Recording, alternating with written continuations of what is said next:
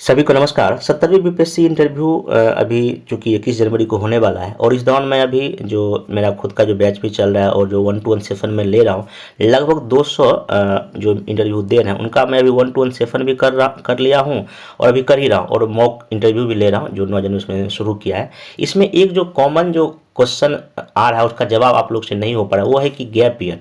जैसे मान लेते हैं कि फिर 2010 में किया अपना ग्रेजुएशन, लगभग 15 साल का लंबा गैप हो गया ना, तो आखिर इतने दिनों में आपने क्या किया, इसका जवाब निकल के सामने नहीं आ रहा। अगर मान कोई 2015 में किसी ने किया बीटेक, तो क्या अभी कर रहे जवाब नहीं आ रहा है। 20 में किया, क्या कर रहे जवाब नहीं आ रहा है। तो मैं इस लेक्चर में क्या करूँ, गैप ईयर में क्या आपका अप्रोच हो, मैं थोड़ा डिस्कस करने का प्रयास करता हूँ। एक तो देखिए, जिनका अगर ग्रेजुएशन मान 2023 में हुआ तो उनके लिए वो गैप ईयर नहीं है। 22, 23, 24 में अगर आपने किया है ग्रेजुएशन तो बहुत गैप ईयर नहीं है, इतना चलता है। तो आपसे गैप ईयर से बहुत क्वेश्चन नहीं पूछेगा। सिंपल वे, फिर मैंने 2023 में ग्रेजुएशन किया, ये मेरा पहला दूसरा अटैम्प्ट है और मैं अपनी पिछली गलतियों सीख के मैं फिर से प्रयास किया और आज मैं इंटरव्यू तक में पहुंचा हूँ। तो 2-3 साल का गैप ईयर कोई मायने नहीं रहता। सिविल सर्विस को इतना तैयारी में लग जाता है। हाँ, जिनका 5 साल से अधिक गैप है, 6 साल, 7 साल, 8 साल, 9, 10, 11, 12, 13, 14, 15 गैप है, उनको थोड़ा सा क्या अप्रोच रखना चाहिए, मैं इस लेक्चर में बताने का आपको कोशिश करता हूँ। देखिए, पहली बात यह है, अगर बोर्ड पहला क्वेश्चन तो यही पूछते हैं कि आपने 15 या 2010 में किया ग्रेजुएशन या बीटेक किया, तब आप क्या कर रहे थे, तो पूछेंगे आपसे। देखिए, इसका इस तरह का जवाब देने में आपको क्या करेंगे। देखिए, इसमें कई सारे ऐसे मेंबर हैं जो इंटरव्यू दे रहे हैं जो कि 5 बार मेंस लिख चुके हैं मान लीजिए, या जिनका चौथा इंटरव्यू है मान लेते हैं, या जो 6 बार इंटरव्यू दे चुके हैं। तो जो आपने मेंस दिया है, इंटरव्यू दिया, वो बताएंगे सर मेरा इतना अटैम्प्ट है, मेरी कुछ कमियां थी या कुछ गलती की वजह से सर मेरा फाइनल सिलेक्शन नहीं हो पा रहा था, कुछ नंबर मेरा कम रह गया था। हाँ, जो ऐसे भी लोग हैं जो कि 4 बार दिया, पीटी नहीं हुआ, आप बोलेंगे सर मैं 4 बार, मेरा 5वां अटैम्प्ट है, 4 बार से मेरा पीटी नहीं हो पा रहा था, कुछ ना कुछ मैं सिलेबस को कवर नहीं कर पाया या एग्जाम का नेचर कुछ की वजह से मैं इसको मतलब कि नहीं, लेकिन हाँ सर मैं फिर से अपनी गलती पर काम किया और मैं आज आपके सामने इंटरव्यू दे रहा हूँ या दे रही हूँ। मतलब कि अगर जिनका 4-5 इंटरव्यू है या ऐसे मेंस दे रखे हैं तो अपने अटेम्प्ट को बताएंगे, हाँ पर मेरा ऐसा अटेम्प्ट है, कोई दिक्कत नहीं बताने में, सच्चाई जो स्वीकार कीजिए, ठीक है। तो देखिए, बोर्ड ये जानने की कोशिश करते हैं कि क्या आपने लगातार प्रयास किया है कि नहीं किया है, क्या आपने समय का प्रोडक्टली यूज किया है कि नहीं किया है, और आप कितने ईमानदार हैं और कितने कॉन्फिडेंस हैं। देखिए, बोर्ड ये नहीं चाहता है कि आप परफेक्ट हो, बोर्ड ये देखता है कि आप कितने रियल हैं, वास्तविक, और कितना एक रिस्पॉन्सिबल पर्सन है। एक बात और, इस तरह के क्वेश्चन में देखिए आपको क्या एक अप्रोच रखना चाहिए। पहली बात, सच्चाई को एक्सेप्ट कीजिए। अगर आपका 5वां अटैम्प्ट है, सर कुछ ना कुछ गलती थी जिसकी वजह से मेरा नहीं हो पाया, कुछ मार्क्स कम रह गया सर मेरे, ठीक ना, ऐसा आपको बोलेंगे इंटरव्यू पर, और आप ये बताएंगे सर जो हमको सफलता हाथ लगी या इतना जो गैप से मेरा ईयर हुआ, मैंने कुछ ना कुछ सीखा है। मैं तैयारी के दौरान मैं पॉलिटी पढ़ा हूँ, हिस्ट्री पढ़ा हूँ, करंट अफेयर्स पढ़ा हूँ, मेरे अंदर एक ना मेच्योरिटी आया है। आप ये बताएंगे बोर्ड के सामने, ठीक ना। और सर मैं 2015 में जब अपने आप को देखता हूँ और आज जब मैं 25 में देखता हूँ, चूँकि इतना लंबा तैयारी जो मेरा अनुभव रहा है, मैंने बहुत कुछ सीखा है। तो आप ये भी बताएंगे, मैं डिस्कस करूंगा, आप इसमें क्या जवाब दें। अब देखिए, इसमें 3-4 कंडीशन या केस हो सकता है। जैसे मान लेते हैं कि जो सिर्फ एग्जाम की तैयारी ही कर रहे हैं, कोई कहीं कुछ पार्ट टाइम जॉब भी नहीं कर रहे हैं या कहीं कुछ कर ही नहीं रहे हैं और 10 साल से इसकी तैयारी करें, 8 साल से तैयारी ही कर रहे हैं, ऐसा अगर बहुत लोग मेंबर, बहुत सारे कैंडिडेट हैं। देखिए, सिंपल आप बोलिए कि सर मैं 2015 या 2018 या 2012 के बाद ग्रेजुएशन या बीटेक करने के बाद मैं सोचा कि सिविल सेवा की तैयारी करना, ठीक ना, और मैं चूँकि अपने माता पिता से बात किया तो मैं सिविल सेवा तैयारी में लग गया, ठीक ना। और इस दौरान सर मैंने सेल्फ स्टडी किया, ठीक ना, इंडियन पॉलिटी, इकोनॉमी, समाज और करंट अफेयर्स को पढ़ा। इसको पढ़ने से कहीं ना कहीं मेरे अंदर एक एनालिटिकल थिंकिंग आया है, एक डिसिप्लिन आया है, एक पेशेंस भी आया है और डिसीजन मेकिंग एबिलिटी भी मेरे अंदर फिर विकसित हुआ है, जो कहीं ना कहीं एक सिविल सेवक का फिर गुण होता है।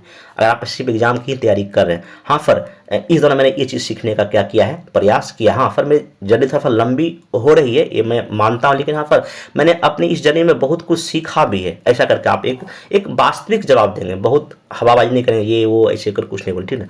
अगर मान लो कोई एग्जाम की तैयारी भी कर रहे हैं पिछले 4-5 साल से, या कहीं पार्ट टाइम जॉब कर रहे हैं, कहीं कोचिंग से जुड़े हुए हैं, कहीं टीचिंग अगर कोई काम कर रहे हैं, बहुत सारे जो कि पार्ट टाइम काम करते हैं, और सच्चाई भी है। देखिए, कई लोग कहते हैं कि नहीं अगर लंबा गैप ईयर होगा या किसी कोचिंग का नाम बोलेंगे नंबर कम मिल, देखिए नंबर कम मिलने की वजह और भी कुछ हो सकता है, लेकिन आपका जो सच्चाई, आप बोलेंगे सर मैं 5 मेंस लिखा हूँ, तो चूंकि मेरे पास मेंस लिखने का अनुभव है तो मैं किसी प्रीमियम कोचिंग में जुड़ के फिर मैं 2 घंटे काम करता हूँ ताकि हमको कुछ पैसे मिल जाते हैं, ताकि मेरे और आगे की पढ़ाई जारी रहो। इसमें दिक्कत क्या है? या फिर मैं किसी कोचिंग से जुड़ के मैं क्लास 9-10 के बच्चे को पढ़ाता हूँ पिछले 5 साल से, ताकि मेरे कुछ आर्थिक हेल्प हो जाती। तो आप जो सच्चाई अगर कर रहे हैं, अगर झूठ नहीं बोलना, आप कर रहे हैं ऐसा करके आप इसमें बता सकते हो, इसमें कोई दिक्कत नहीं। मतलब कि टीचिंग कर रहे हैं, प्राइवेट जॉब कर रहे हैं, या कोई ऑनलाइन कुछ मतलब घर से कोई काम कर रहे हैं, किसी कंपनी के लिए कोई काम, ऐसा आप बता सकते। और जो बीटेक वाले बोलिए कि सर मैं कुछ पार्ट टाइम या ऑनलाइन कुछ कर लेता हूँ, हाँ लेकिन करते हो तब बताइए, ताकि आप उसको जस्टिफाई कर, और जो बोलेंगे आपको जस्टिफाई करना पड़ेगा वहाँ पर, ठीक। चलिए, तो ये आप इसमें बता सकते हैं। नेक्स्ट चलते हैं इसमें। हाँ, एक ही, हाँ अगला ये है कि अगर जो बीटेक वाले हैं, मान लेते हैं बीटेक वाले से क्वेश्चन पूछा जाएगा 10 साल से आप क्या कर रहे हैं, 8 साल से आप क्या, देखिए सिंपल सी बात है, बीटेक वाले क्या बोलेंगे, सर मैं सिविल सर्विस सॉरी बीटेक करने के बाद मैं सिविल सर्विस तैयारी करना शुरू की, ठीक ना। उसके बाद जो है ना, इस दौरान मैंने चूँकि हिस्ट्री पढ़ा है, ज्योग्राफी पढ़ा है, पॉलिटी पढ़ा था, हम कहीं ना कहीं पर एक ह्यूमन जो अंडरस्टैंडिंग मेरे अंदर आई है, इथिक्स डेवलप हुआ है, और गवर्नेंस का क्या पहलू होना चाहिए प्रशासन में आने के बाद मैंने ये सिखाना कि मैं फिर टेक्निकल बैकग्राउंड का हूँ, मैंने बीटेक में 4 साल में जो भी मेरा सब्जेक्ट था मैंने ठीक ठाक से पढ़ा किया। वो जो नॉलेज है मेरा बीटेक का, वो कहीं ना कहीं एक लॉजिकल थिंकिंग मेरे अंदर दिया, प्रॉब्लम सॉल्विंग दिया, और एक कम रिसोर्स में कैसे मैक्सिमम आउटकम प्राप्त हम कर पाए, या जो साइंटिफिक टेम्परामेंट हमको वहाँ से प्राप्त हुआ, और अभी जो मैं तैयारी कर रहा हूँ, इन सब मिला के कहीं ना कहीं हमको जो है ना एक सेंसिटिव पर्सन बनाया, जो कि एक सिविल सेवा के लिए बहुत ही जरूरी है। इसे करके आप मिला के क्या करेंगे, जवाब दे देंगे। अगर क्वेश्चन मान लो बोर्ड ये पूछे आपसे इतने साल में सफलता क्यों नहीं मिली,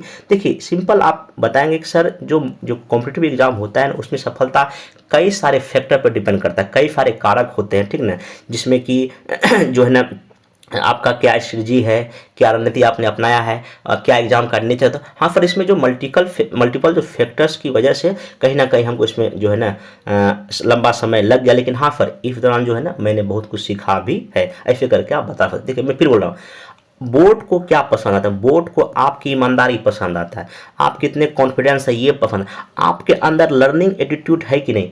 देखिए एक बात है कि अगर सीखना बंद तो जीवन खत्म।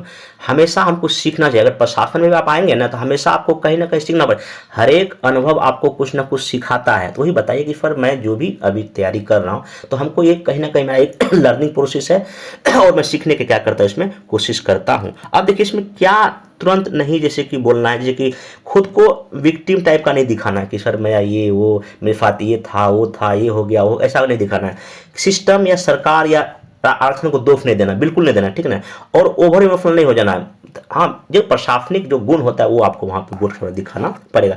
अब यहाँ पे देखिए मतलब मेरा सिंपल मतलब यही है। देखिए गैप ईयर आपकी कोई बहुत बड़ी कमजोरी नहीं है, ठीक ना। अगर 5 बार मैथ्स अगर सर नहीं हुआ तो फिर ठीक है, सर मेरा नहीं हुआ, मैं अपनी असफलता को स्वीकार करता हूँ, हाँ मैं सर सीखा है, तो आप यही कर सकते हैं। और सही उत्तर देने पर वही आपका स्ट्रेंथ भी बन जाता है और आपको एक बेहतर मार्क्स मिल सकता है। कई मैसेज आता है सर जब गैप ईयर लंबा होता है तो मार्क्स इंटरव्यू बोर्ड में नहीं, ऐसा बिल्कुल नहीं है, बिल्कुल नहीं है।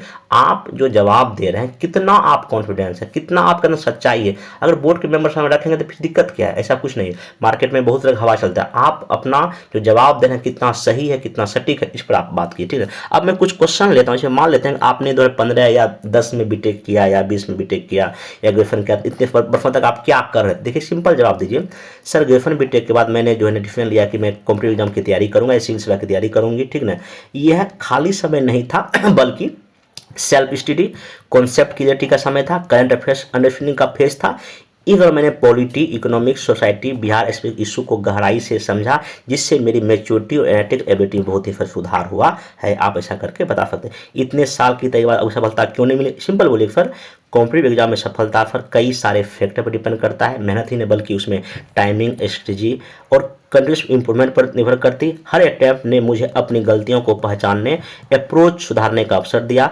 आज मैं पहले की तुलना में ज़्यादा बैलेंस, रियलिस्टिक, रिस्पॉन्सिबल व्यक्ति हूँ, जो प्रशासन के लिए जरूरी गुण है, ठीक ना। अगर आप पूछा कि क्या आपको नहीं आता इतना समय आपने समय बर्बाद कर दिया, सिंपल वैसा टाइम वेस्टेज नहीं मानता हूँ। इस अवधि में ने मुझे डिसिप्लिन सिखाया है, पेशेंस सिखाया है, फेल्योर हैंडलिंग करना सिखाया है, डिसीजन मेकिंग सिखाया है। पब्लिक सर्विस में काम करते समय भी कई बार परिणाम देर से आते हैं, वहाँ यह अनुभव बहुत ही काम आ सकता है। अगर आप सिविल सेवा में चयनित नहीं हो तो क्या करेंगे, बोलना कि सर हालांकि मैंने इस बार बेहतर प्रयास किया है, उम्मीद है कि मेरा इस बार हो जाना चाहिए। अगर इन देखिए सर नहीं भी हुआ तो मेरा हालांकि पहला तो प्रिपरेशन बीपीएससी थ्रू में सेलेक्ट हूँ, लेकिन भविष्य में कोई अल्टरनेटिव प्रोफेशन अगर आती है मेरे लिए तो मैं एजुकेशन या गवर्नेंस रिलेटेड रिसर्च या किसी सोशल सेक्टर अपने ज्ञान या अनुभव का प्रयोग करूंगा जिससे देश या राज्य का विकास हो। ऐसे करके आप इसमें क्या कर सकते हैं, बता सकते हैं। ठीक है, चलिए तो इसमें जो है ना आपका यही कि अगर एक और क्वेश्चन, आपने इस गैप पीरियड में प्रैक्टिकली क्या स्किल डेवलप की, बताएंगे। फिर एनालिटिकल थिंकिंग किया, टाइम मैनेजमेंट किया,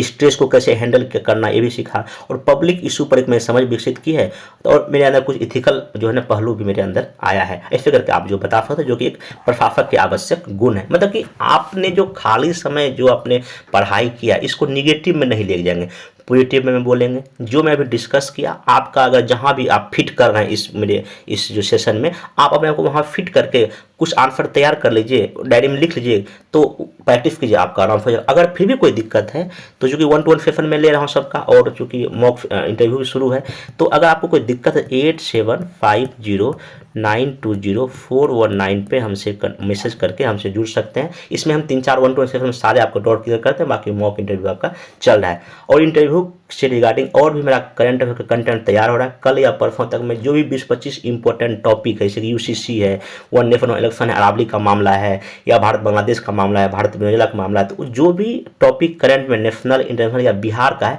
आपका क्या point of view interview board के सामने होना चाहिए वो मैं आपको बताने की कोशिश करूंगा। और देखिए इंटरव्यू के रिगार्डिंग लगभग ये मैं 25 से अधिक में वीडियो बना चुका हूँ, अलग से मैं प्लेलिस्ट बना दें यूट्यूब पर, जाके देखिए। और मैं टेलीग्राम देखिए 2 है, एक टेलीग्राम चैनल है जहाँ पे आपको पीडीएफ मिलेगा, दूसरा एक टेलीग्राम ग्रुप है जहाँ पर आपको पेपर कटिंग में शेयर करता हूँ पर डे का। आप दोनों को ज्वाइन करके वहाँ से जो चीज़ें बहुत कुछ सीख सकते हैं। फिर भी कोई दिक्कत हो तो कमेंट बॉक्स में कीजिएगा, मैं जितना हो सका जो मेरे पास अनुभव है मैं आपको बताऊँगा ताकि आप सफल हो जाए। बस मेरा यही है, जो मैं लेक्चर ले रहा हूँ यूट्यूब पर, मेरा बस यही है कि आप सफल हो जाए। और लगातार मैं 67 से कर रहा हूँ कि कई सारे ऐसे कैंडिडेट जिनको बहुत कुछ आइडिया नहीं था आखिर करना क्या है। अभी जब मैं 1-to-1 सेशन ले रहा हूँ तो बहुत लोग को ही नहीं पता है कि हमको ऑप्शन में क्या पढ़ना है, ग्रेफर में क्या पढ़ना है। सिर्फ मॉक देखिए, मॉक भी जरूरी, मॉक से पहले आपका जो पिलर ऑफ इंटरव्यू तो तैयार करके जाना पड़ेगा। मैं बस वही प्रयासरत में हूँ, आप लोग इसका लाभ उठाइए। तो मिलते हैं नेक्स्ट सेशन में, थैंक यू।